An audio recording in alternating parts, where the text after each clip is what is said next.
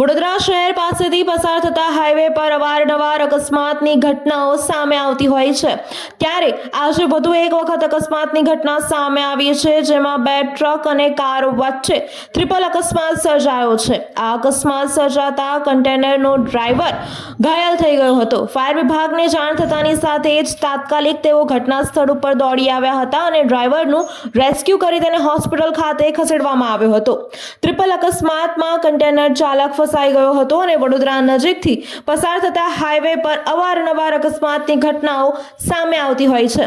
2 દિવસ અગાઉ જ એક કાર પર કન્ટેનર પડતા 4 લોકોનો આબાદ બચાવ થયો હતો, ત્યારે આજે ફરી એક વખત વાઘોડિયા બ્રિજ પર ટ્રિપલ અકસ્માત સર્જાયો છે, જેમાં 2 કન્ટેનર અને એક બ્રીઝા કાર એકબીજા સાથે અથડાતા અકસ્માત સર્જાયો છે।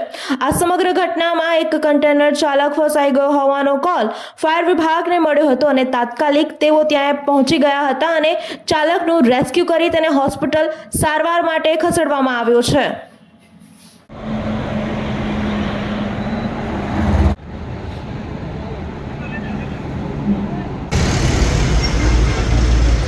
વડોદરાના સમાચાર જુઓ તથા આપણી ચેનલને સબસ્ક્રાઇબ કરો અથવા સંપર્ક કરો।